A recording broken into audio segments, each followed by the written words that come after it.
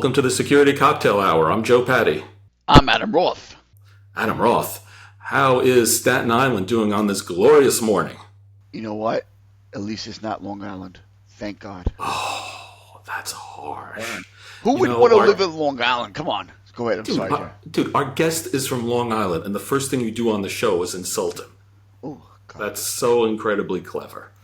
Okay, today we have a friend of both Adam and myself, and a long-time security veteran, Gurinder Bhatti. Gurinder, how you doing? I'm doing all right, and Adam's a little, digs here. I'm used to typical Adam, so I definitely didn't miss those. Yeah, well, he's definitely not an AI imposter. That's for sure. You're impossible to recreate, Adam. It's all you. I'm one of a kind. That's right.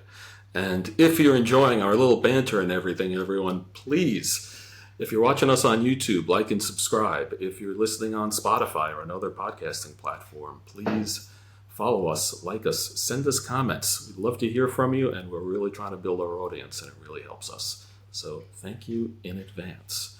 And we're working hard here. And, today, we're actually doing this in the morning. It's coffee time. That's the drink today. We got coffee. And, I take mine, I take high test. What about you? I know Adam's probably drinking some sissy stuff. What do you got, Gurinder? I got black, yeah, for sure. So I'm a black coffee drinker. Awesome. There you go. Nice. If I may point out... unicorn latte stuff. What? If I may point out, I made a dig at Long Island because I can't afford it. That's why I'm in Staten Island. It wasn't like this when I first moved here, so maybe you're onto something. Well, Gurinder, you're doing good, and you have an interesting distinction. You're blessed to have known both me and Adam. Yes.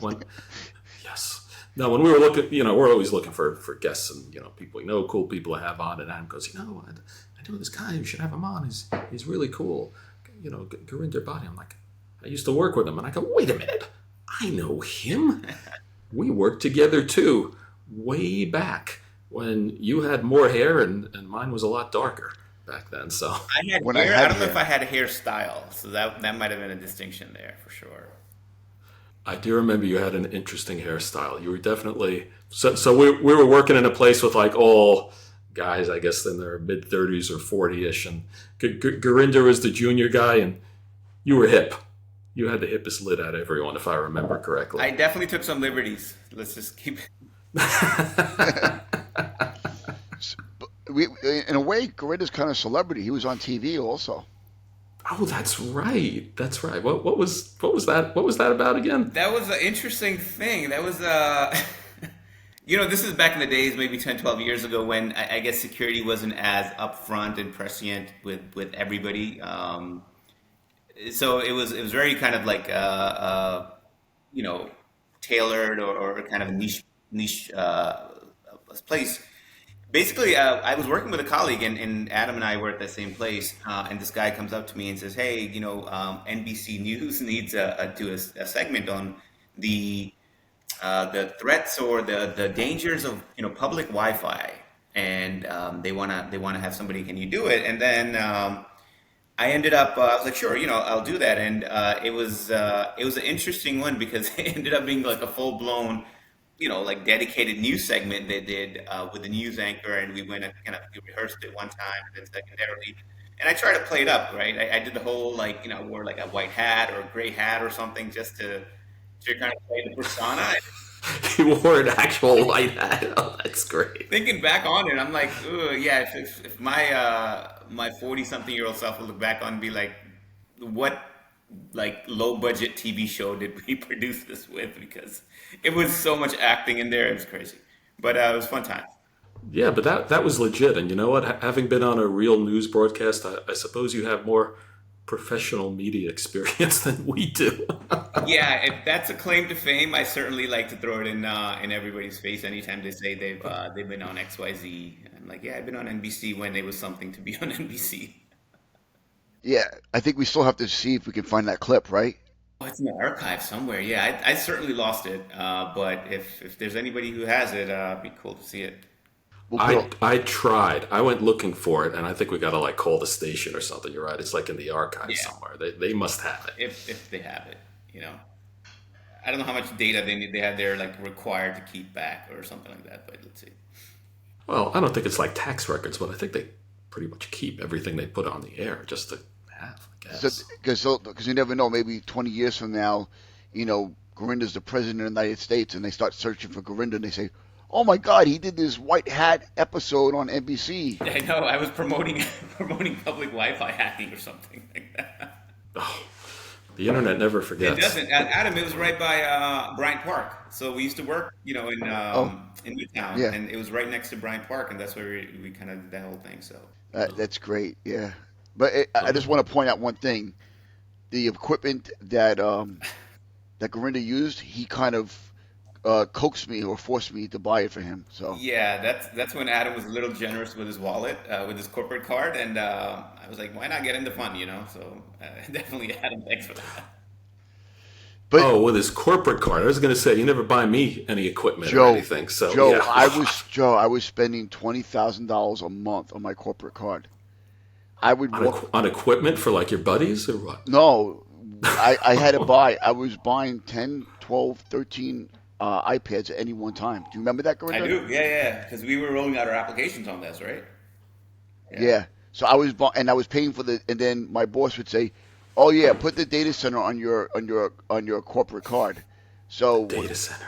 yeah. So the monthly data center costs were going to my corporate card. Okay, just so everyone knows, and we're going to talk a little bit about IT procurement and stuff. I mean, not a lot. Just I'm not going to bore you to death, but normally, when corporations buy things, they have like a procurement department, and they do bank transfers, and there's paperwork. You don't usually put like your whole IT budget on a credit card. I Uh, mean, we unless you're running a small podcast. we But we we did. I wonder if We Adam we paid did. you his did. electricity bills on layaway. Like, hey, just don't. What happened? What I do? I'm sorry, I missed that part. I said, I wonder if you paid the data center bills on layaway or something. No, I didn't. But it, we were an interesting company back then, and you know, we were bought obviously by a multi-billion-dollar company multiple times. So they must have done something right.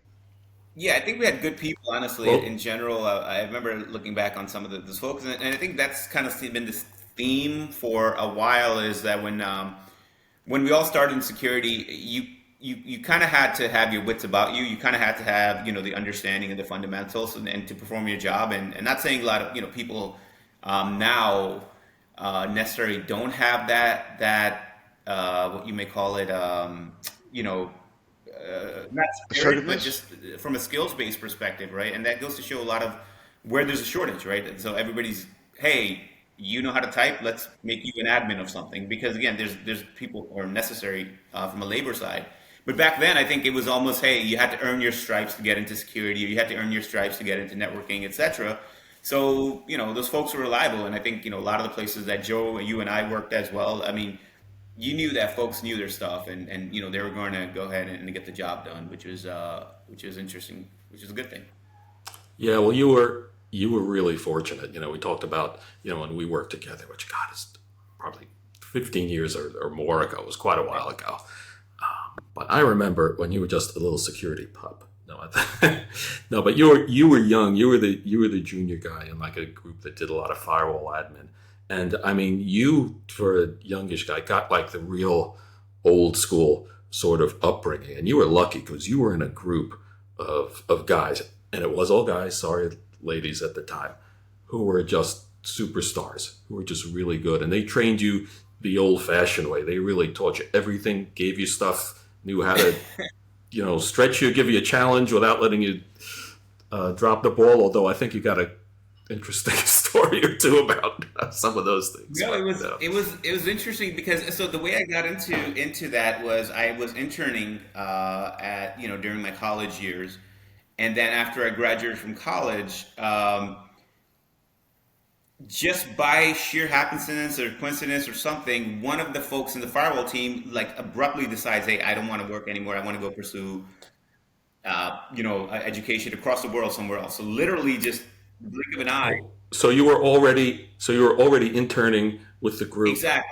and then right when you got out of college, a slot opened up, Yeah, but basically. it was not even, hey, this might happen, or we might have it, because there was no budget or anything. And this was, I think, if you remember, this was around 03, 04, when things were kind of tight for organizations in general.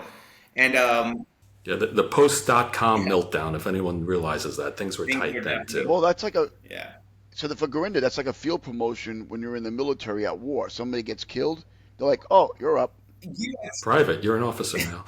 Yeah. It was funny because I mean, being the like a young person there, I definitely had some self doubt. Say, hey, can I do this job? But they're like, well, you've been doing it for like 6 months, just very, underpaid. Kind of Mm. stepped me right in. But I think I had good mentors. I had good folks that taught me, and I think eventually the biggest thing was just attrition. I mean, I went from having this one line of business that was supposed to be my duty or my administration domain to literally we went from I think a team of like 15, 17 folks that were manning all these firewalls to maybe four in about a matter of 3, 4 years. And then eventually, you didn't have people to rely on. So you had to kind of troubleshoot. You had to kind of learn on your own. You had to kind of break and build and fix. So definitely earned my stripes there. Which is very similar, Gurinder, to what we did, Yeah. right? When you were working the same place as I was, there was very few people, and you had to sink or swim, and that was the whole attitude all the time in our organization. You were, if I remember correctly, you were architecting or designing. We were moving data centers like we were changing shirts, and we were moving offices like every time there was an acquisition, close down that office, merge that over there. Oh, we're moving downtown to this office. We're moving over here. We were moving offices once a year sometimes. It was, yeah, it was. I think definitely, but I think again we were prepared for that to an extent, and that was the job. Right now, I think we have different types of responsibilities, even from the enterprise side. Hey, and there's a lot more siloed stuff because just the domain's grown so big. So now you can't really be that master or even a jack of all trades because you just can't scale out. But at that time, it was a little easier, and because it was part of their day to day. So building, racking, stacking, configuring. That was just normal operations. Yeah, well, it's interesting. A lot of people, the question we always get is, how do I get into security? And we always say, well, or at least I always say, well, the new thinking is, well, you can get a course, you can get a degree, you go to a boot camp, you do all this stuff. The old school way was, well, you're in IT and you become an expert in a couple of things or learn a bunch of stuff, and then you start doing security. And the way a lot of people used to get pulled in security, or when they were there, and even in IT in general, the way you would get promoted and accelerate was not because you were so wonderful or because you had this on your resume or you had all this training. It was very often because you were Yeah. there and they need someone to do this job, and they're like, who's got time? You're free. I don't know this. Learn it, do it, figure it out. And I think that still occurs to a certain extent, but not like it used to. Things used to be a lot crazier. I'll let you a little secret, Joe, Yeah, from the people I know and the people I interact with, and even currently, it's it's constantly, old. it's constantly you have to keep on learning, and you Yeah. have to keep on, especially, and we've had these discussions, especially in this market. You gotta reinvent yourself constantly. If you're working, like for example, Gurinder, like where he currently works, I'm sure he had to reinvent himself a little bit, right? We have to constantly learn new skills in order for us to succeed and thrive. It isn't like you have a job today and you decide to move to another job. It's exactly the same. There's no exactly the same jobs anymore. Now it's like, well, we need somebody who knows AWS that can speak fluent Cantonese and can also, connect token ring. Like, what? Token ring? Are you kidding me? So it gets disparate. Yeah, but the crazy thing is, and this is why I like the whole thing about recruiting and hiring is broken, is because like, now, especially with, jobs being so tight today, this we're taking this in August of 24. You see these job descriptions, like you say, who they want the unicorn who can do this and this and this, who can have all these crazy things, and you got to check every box to before the recruiter will even talk to you and everything. But the truth is, then once you get in that job or once they hire someone or whatever, within a couple months, you're going to be thrown into a whole bunch of stuff that you would just because you're there, or because there's a need, or because you're growing. That on paper you'd never get hired for. It's just so You insane, you guys ever seen this meme? It's I think it's accurate. It's of a job description or job requirement, and it says like senior XYZ person required must have 12 years of experience in Kubernetes, and then the Yeah, yeah, wiki at Kubernetes was founded 10 years ago or discovered 10 years ago.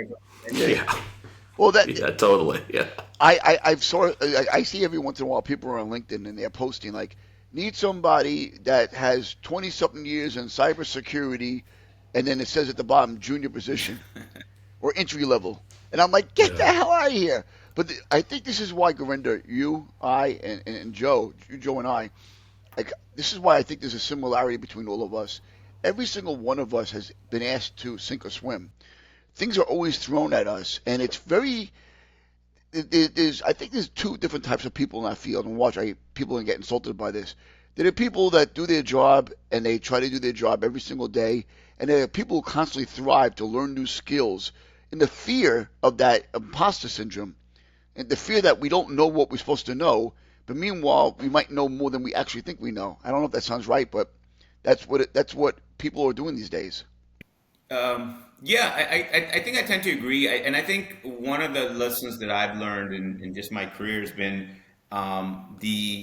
really try to focus or try to build your skill sets, not necessarily on a pertinent, like a specific skill. Obviously, you have to kind of, keep in line with what the industry trends are and what the market demands, but also try to be, as moldable as adaptable, right? If you're kind of rigid in terms of, hey, I know, XYZ type of technology or some protocol, etc.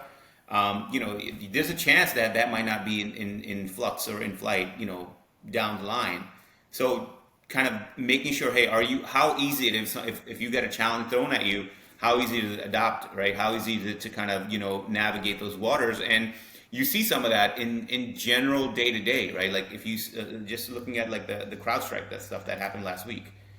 Um, I think my biggest takeaway there was, well, how, forget the technology part of it, forget exactly what happened, but what security companies, what organizations were successful in pivoting, right? What organizations were successful in reacting to that, right? So in terms of, were they able to execute their playbooks? Were they able to identify, what needs to be done, right? And that goes into terms of, again, practice and also being able to adapt. And if you're like, hey, I haven't practiced this scenario, I haven't done this, or I don't know, then you were part of that 5 point something billion-dollar,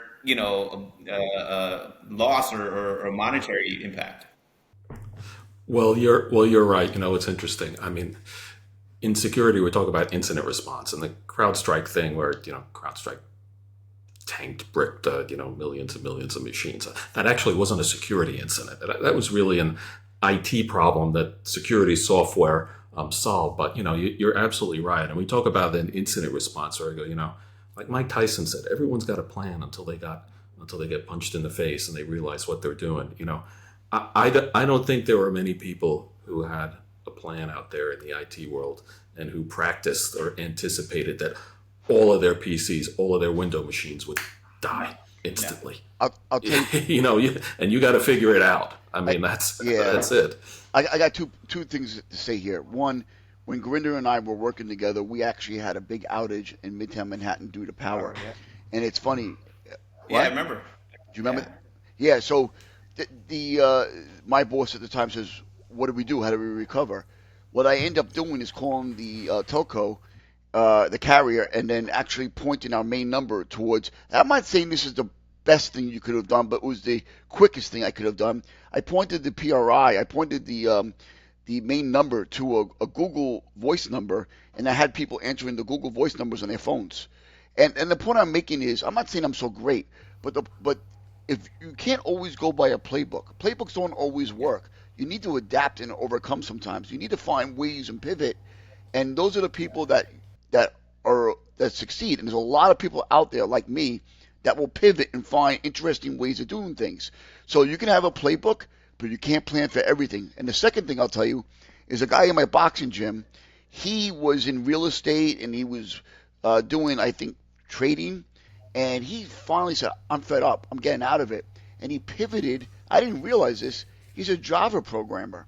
And I said, why did you move from real estate and trading stock and stuff to that? He goes, because it's a real Java programming is actually a marketable, transferable skill where I can move from company to company. The other one I can't.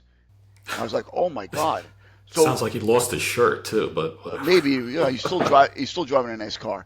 But the point I'm making is that is where you need to be when you're in IT or cybersecurity. You need to be able to pivot, not just relying on a playbook, but relying on your skills and your attitude and your perseverance and your assertiveness to move into those other areas. I So and I think a lot of that, also comes with experience, right? I'll never forget this story, Adam. This was we needed to swap out firewalls. Remember Nokia's and checkpoints, Joe? yeah, yeah, Remember yeah. that from back in the days as well. So it was basically you had to swap out these older models for these beefier models, and we did this. I built them out in my little cubicle and tested them out and made sure everything works, and then and then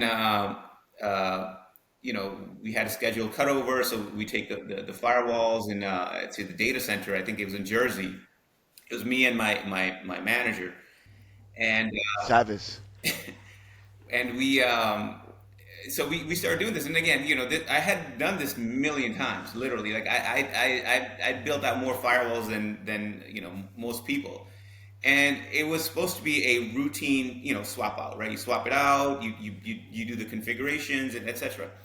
And it Yeah, and everyone, swapping out is our fancy word for replacing old there. stuff. Thanks, Joe. So we were, it was, we cable it and we do everything, but it has multiple. I remember interfaces on it, and I think a couple of the interfaces were not working, and I am literally we're spending so much time just, hey, is the routing in place, is it overlapping networks, is it some patch level that needs to be done. Like this was, again, it's supposed to be a 1 hour job, whatever. We were there, we started like 8 o'clock, we were there till like 2 in the morning, or 1 in the morning or something. And my manager, he's like, we tried everything, he's like, oh, it might be a bad cable. So mind you, this cable was already in the old ones, right? So the last thing I thought about is it not working, right? Because it was literally working on the firewalls we're going to swap out. He takes a brand new cable, he puts it in, it starts working, and I'm like dumbfounded because I'm not there yet. I'm kind of still learning my ropes, but it goes back to my point of having experience, right? I think he had been through some of this where he's like, oh, these are the things I can try, and kind of like, again, to your point, Adam, right? Not going by the book, but pivoting out to say, let me try something out of the box and kind of work there. And I'll definitely never forget.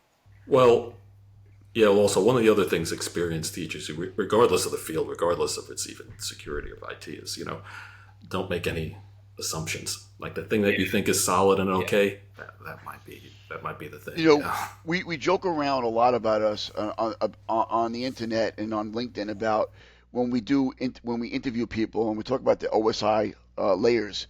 But the funny part is we don't need to know the OSI layers intricately, but we need to understand the basics of it.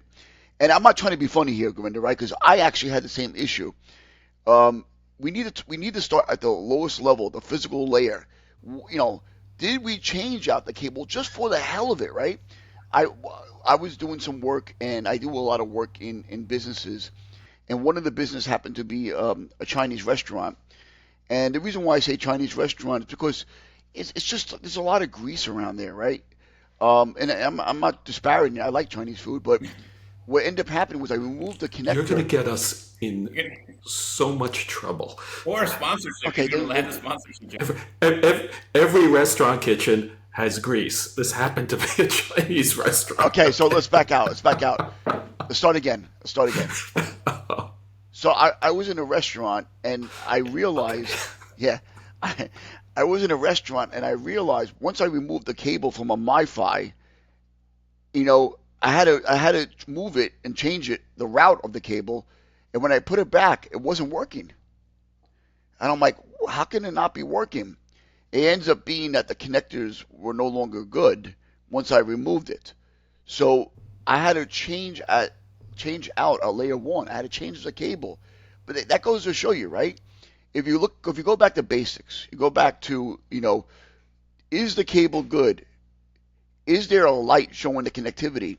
And just because there's a light showing the connectivity doesn't mean that the cable's still good, which is why sometimes it's nice to have a little $10,000 fluke monitor, which nobody has.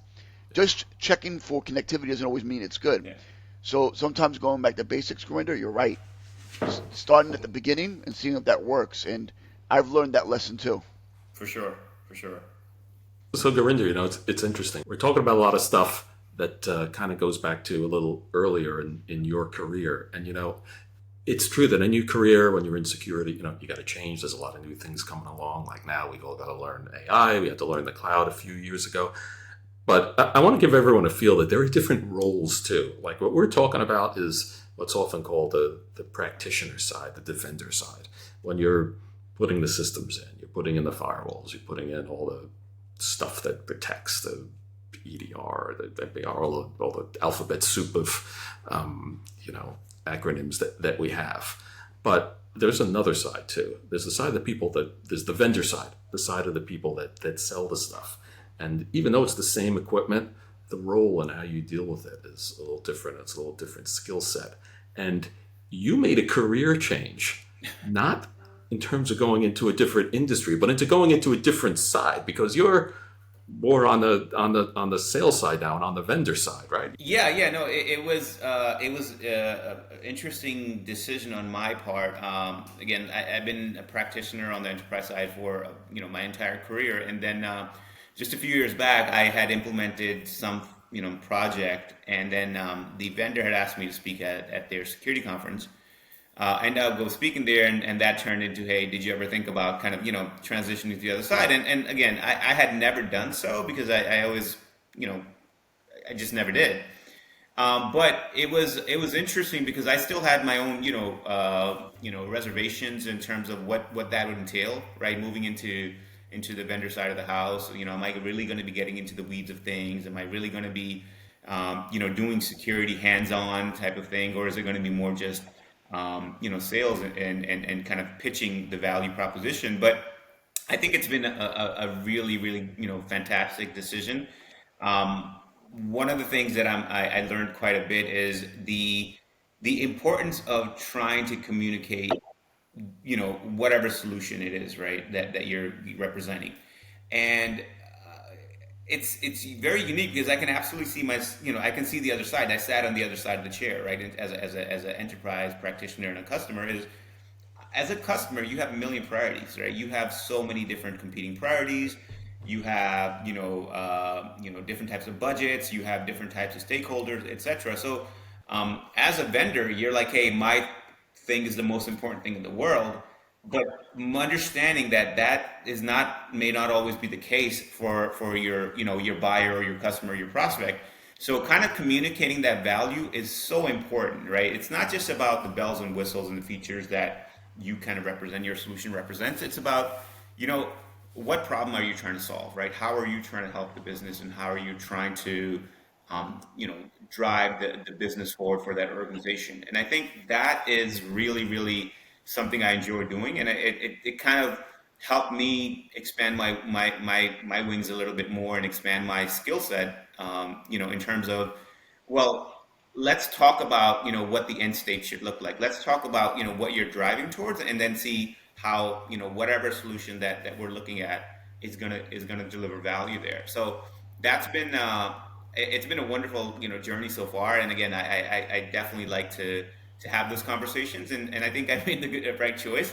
But at the same time, I'm also glad that I'm not too far removed from actually proving out use cases, or working on the technical intricacies of making sure that whatever solution it is, it actually works in a customer's environment, in an organization.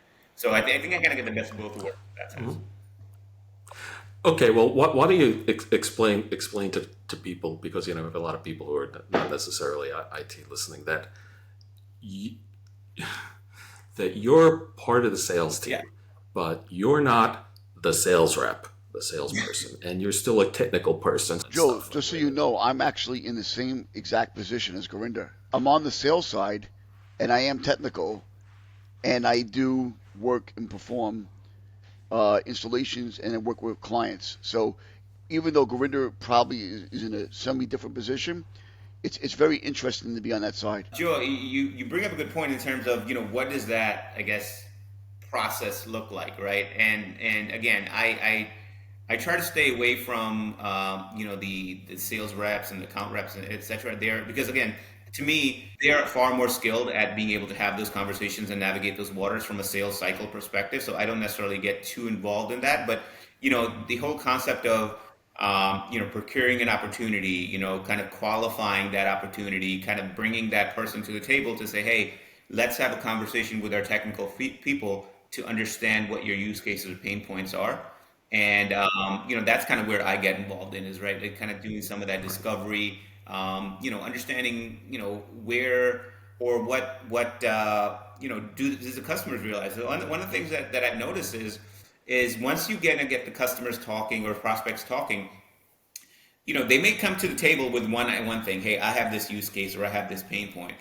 But then when you kind of get them, open up that conversation, because one of the benefits that I have is I talk to a lot of different people, so I see a lot of different environments, organizations, deployments, scenarios, and all that stuff. So being able to bring in all that knowledge, say, hey, have you thought about this? Have you thought about this type of threat model, or have you thought about this type of scenario?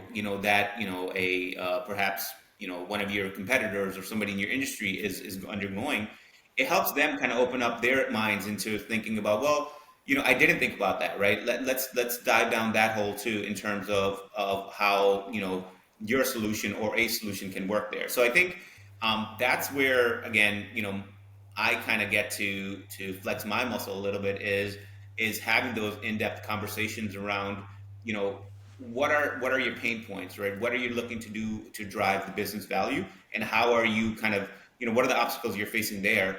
And then, educating them on, hey, how is XYZ solution helping with that, right? How's the XYZ solution? And one of the things that I'm kind of experiencing, just because in the industry I'm in now, and the technologies that I represent now, is it's it's challenging getting people to think about security in sort of a new way, right? Going back to what Adam was saying, as much as we like to talk about, the fundamentals of OSI model and et cetera, technology is advancing, right? Threats are a lot different than what they were, back in, let's say a couple of decades ago. So these modern threats have to require different types of solutions, right? You can't just go in and plug everything with a firewall, or you can't just go in and go in and, let's say, do a password reset, and that's going to save all your problems.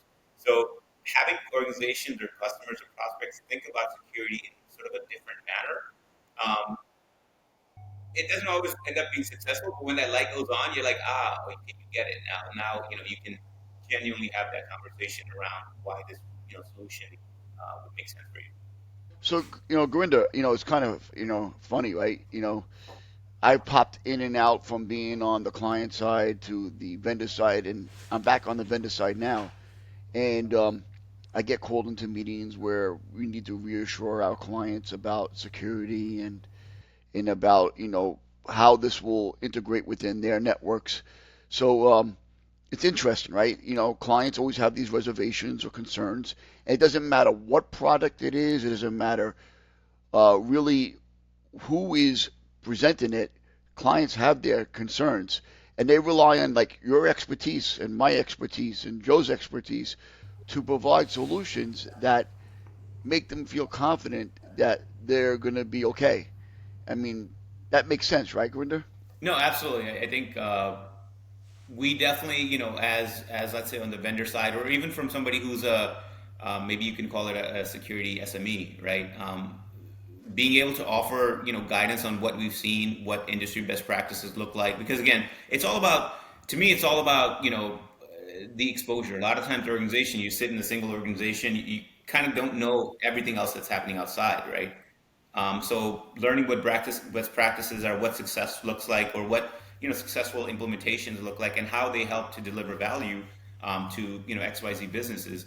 I think that is a value add that you really can't necessarily quantify through a product, but that's where you have people like resellers, right? You have, industries coming up like implementers, right? Because those are the people that get relied on, that middleman that organizations don't necessarily have access to directly. A good reseller is not just the middleman. Yeah, Put it fair. that way. It actually in my career, it took me a while to warm up to resellers. I think a little bit of it was because of arrogance, because I used to say, "Oh, we're a big enough company. We can deal right with the vendor. We don't need a middleman." But I eventually learned that another word for the reseller is a VAR, a value added reseller, and the ones who are adding value are the ones who are good, because, and I've talked about it before, like you said, it's a vendor or a reseller. They work with so many different people. They see so many different things, and they see so many different options for how things can help you. And they get to know you, and they're like, you know what, a good one will say, like, for your business, these products are good. These other ones, they're great, but maybe they're better for other people, and you should be focusing on this one. So that's funny you bring that up, Joe. Right? When you and I were working together, we've had a lot of VARs or resellers or whatever you want to call them, and when I think back to when we brought some of these in, and we were working with certain products, you know, your mind starts to wonder like, why are we bringing these people in? I can do this,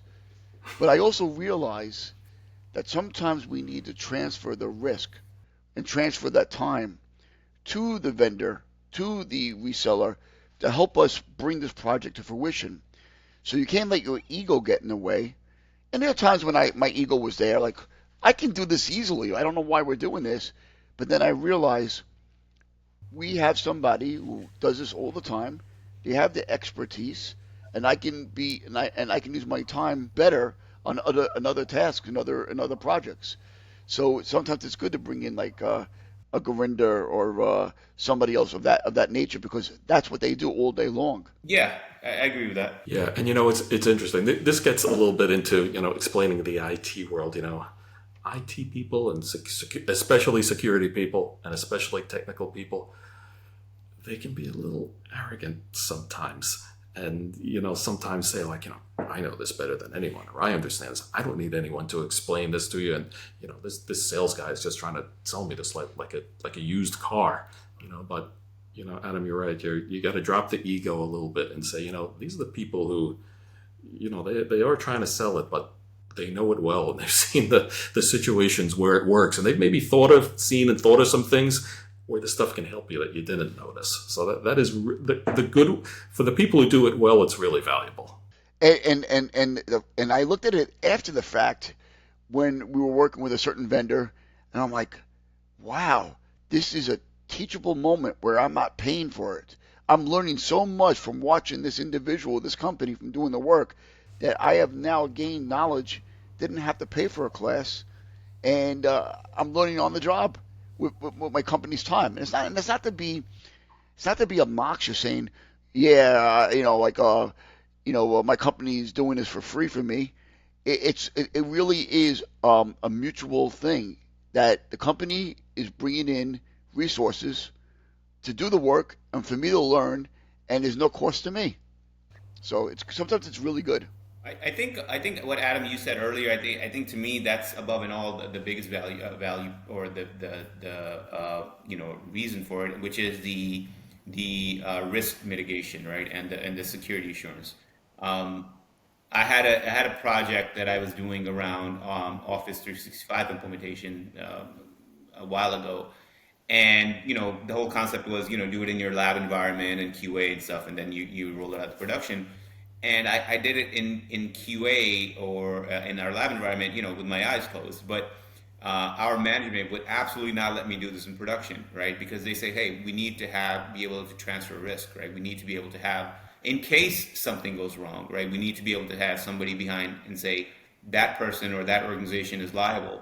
So from that perspective, I think understanding the importance of using a third party that has a contractual binding to the responsibility of what happens if something goes wrong, what happens to making it right, as if you may say, right? I think that's, as a security leader or even as a business leader, above anything else, that's what you're looking for, is that ability to say, hey, if something were to go wrong, right, whose responsibility is it, and am I covered for that? And I, being on the client side, we've had clients that drove us to use third parties to in order to integrate. Yeah. So sometimes it's beyond our control. An organization says, "Look, we want to be a client of yours, but if we're a client of yours, you need to implement these security or these applications or these products in order for us to feel confident to do business with you. But we want you to use a vendor to do it because they have the expertise, and sometimes you have no control over it." And Joe, that a lot of that was on you as well, right? Well, you get different mixes, and yeah, on the buyer side, on the procurement side, when you're buying this stuff, you know, sometimes you have situations. Well, one of the key things is that eventually, when it gets when you buy something, it gets handed over to you, and we have talked about this before too. You got to make sure that your people can run it, that it's something that you have the people to do it, that they have the skills, and that they've gotten the training either formally or from the vendor or from the reseller or whoever, so that you can operate the thing. So that's kind of the end state. But then you also have, okay, who's gonna build it? Who's gonna put this thing in place? Not just buying it, but who's gonna put it in place? And with that, whether it's the vendor doing it, whether it's a reseller, whether it's a consultant, whether it's some mix of it, you do need to make sure that it's going to be done correctly, that your people are trained correctly one way or another, and also, as you were saying, Adam, and Gurinder too, that the expectations are really clear, because that all works really well and has to work really well, and you need to manage that. But one of the things you need to manage against is making sure that all goes well, and that the responsibilities and expectations are clear, because when it doesn't, and you have all these people involved, potentially 3 or 4 parties, the bad scenario is when you start having finger pointing, when people are not taking accountability and not getting things done. And very often I talk about, in security, a lot of us managers, a lot of what we do is not actually security. That's one of the big things there is, we can put in this big huge system and do all this thing, but making sure that all these parties, that you have the right parties on it, that they're working together with the right expectations and accountability, that can be really tricky and super important. And this is why people are moving towards MSPs and MSSPs. They want, Service providers yes, to do sorry, this for you. yeah, they want service providers to do it for you because one, it transfers the risk. Two, it alleviates the funding individuals on your organization, and allows it's just sometimes economically more viable. But sometimes, due to security concerns and other issues, you want to bring it in-house. There's so many mixes of why you do things in-house and why you do things with third parties and why you do things with vendors. It really depends on your individual use case. There's no template. There's no cookie cut. You really have to, as a manager, as a person in leadership, you got to figure out the right thing if it's not being dictated to you. Sometimes it is dictated to you because the vendor even might dictate to you, you have to use our service in order to buy our product. So everything's different. Definitely. Yeah. There's no Adam, to your point, there's no run book for any of this. It's you kind of have to go different use case by use case. Well, I guess that keeps life interesting, because, Gurinder, I'm sure we talk about the happy world of this is great, we provide value, and we do all this. I'm sure you've got a few stories of when things have been a little bit rocky here and there. Yeah. The job isn't easy. You make it sound so easy, but it's not always. No, it's not, and I think it goes back to a couple of things, right? One is from a vendor side, you don't have the option to say, hey, you need to adapt to us, right? It's always about, well, how can this, solution be implemented in what your environment is? Because your environment is a lot bigger and more difficult to change than, let's say my solution, right? So I think the challenge that I see a lot of times is, well, we have legacy technology, we have mainframes, we have, different types of operations or even business processes that we absolutely cannot shift, right? So trying to understand how do you solution for those when let's be honest, right? Most vendors and most cybersecurity companies, they typically roll out products for modern, modern environments or modern stacks. So having to kind of, come across where, it might be an issue there, but then, even if you take it away from the technology side, it could also be a personality issue, right? Again, convincing somebody when they have a million different priorities going on or a limited budget that your solution is what is needed. I think that is challenging. It's fun, but it doesn't always. It's not 100% success rate, right? And that's important to I think always. The thing I take away from that is always there's always a okay, maybe not now, right? But do you understand, right? And let's revisit this conversation when you think there might be a use case or there might be a need for this type of implementation, and that comes and goes, but it's not always 100% success for sure. Well, Gurinder, I'll tell you, what you're talking about right there is what the absolute best sales teams, sales reps, sales engineers, do. It's like they say, our goal is to get the right solution to you. And we have something great, but if ours isn't right to you, right for you, we're not going to push it to you, but let's stay in touch because you're taking the long view, taking the long game. Customers love that so much. Those are the most valuable things. And I can tell people, it may sound all lovey-dovey and touchy-feely, it pays off. I've had, relationships where something hasn't been right for me, but eventually I've gone back because those people keep up the relationship and have treated us right. So it works. Gurinder brought up an interesting point, though. I want to just touch on that. There are times that organizations don't want an individual involved, and that's why they bring in a third party. He didn't directly allude to that, but he's like, oh, we need to implement this. And there's no way XYZ is going to be doing this for us. Go get an external party, bring them in. Let's interview them and see whether or not they're capable of doing it. Because we don't trust this person, and they're gonna, even though we have to employ them, we don't necessarily have to use them for this. It's true though. Each one of us has been in that situation where we had to deal with somebody like that. Don't tell me. No, that. absolutely. And I'll admit to it, when I was on the enterprise side, right? I had not necessarily the best experiences with certain individuals, and I didn't see them being able to deliver success in my environment for whatever reason. It doesn't necessarily need to be anything personal, right? So I think those things are, those discussions and those conversations are just as important as the technical feasibility of the solution, right? Is this person going to be able to work in this environment? Is this person going to be able to take orders, right? Is this person going to be able to execute on time and prioritize accordingly? Like, all these things are things you need to consider when you're kind of, I guess, evaluating not just the solution but also the people implementing that solution. Well, I was going to say, this crazy stuff pops into my head. I'm watching too much Star Trek lately, but kind of the theme that it seems like we're getting to, Gurinder, like what you're saying, is just as Spock said, logic is the beginning of wisdom. Sure. It's like, the technical stuff and the technology is kind of the beginning of success. There's so much more that goes into it to be successful. And I'm not saying that the person in the situation is a bad person, like you were saying, Joe. I'm saying sometimes there might be a reliability issue for certain technologies. It might be like, this person is great doing this, but don't let them do that.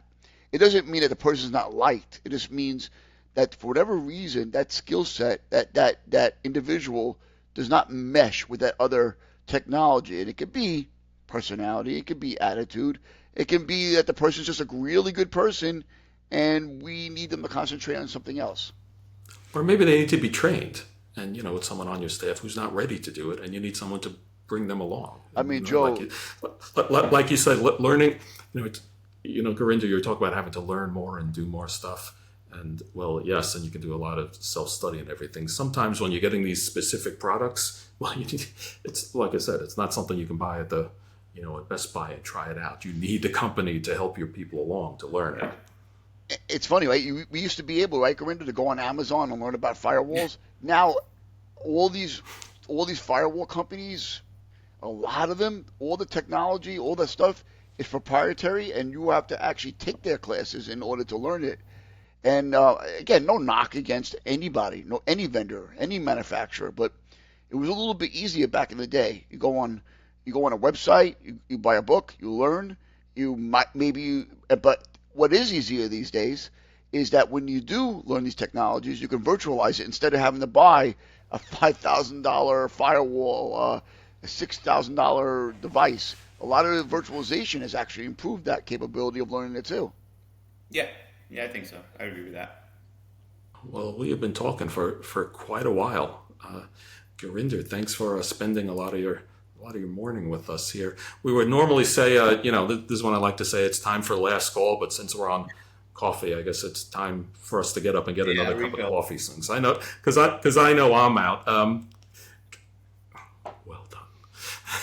So, Gurinder, you have any final thoughts? Anything else you want to put out there? Thanks for having me, guys. It's great to connect with everybody. And you guys, I know it's a small world, especially the IT world's small, the cybersecurity world's even smaller, and I'm sure we'll always run into each other once in a while, but I think it's an interesting time we're in terms of the space and how it's moving. Again, keeping up with new technologies or learning and trying to you know keep that continuous learning mindset is really, really important for all of us, not just for our personal careers, but also to do our job well, right? And I think that's something that we all have to kind of take forward. But again, thanks for having me, and enjoy the rest of your weekend. I'll say this as we're getting out of Yeah. here. The one thing we need to remember is it's not a candy store. You can't walk in and eat every single candy. We all want to learn so much, and we all want to be so valuable and so knowledgeable. But there are times when we have to, kind of put ourselves in check and say, wait, I can't learn every technology. I got to focus on certain technologies. And that's the delineation point where we need to also be. What do we need to focus on? And then as we look at as our careers progress, and maybe we want to move somewhere else, then we say, oh, I got to learn this technology. It's not easy. It's not easy being that SME on everything, and we can't be the SME on everything. We have to focus. That's right. It's a big, complicated world out there of security, just like the rest of the world. But Gurinder, thanks so much for joining. This has been a lot of fun. As always, it's great. It's great seeing you. All right, guys. Gurinder, it's been amazing getting back together with you, and looking forward to the next podcast with you. Yeah, absolutely. All right. Take care, guys. All right. Thanks for listening, everyone. We'll see you soon. Bye.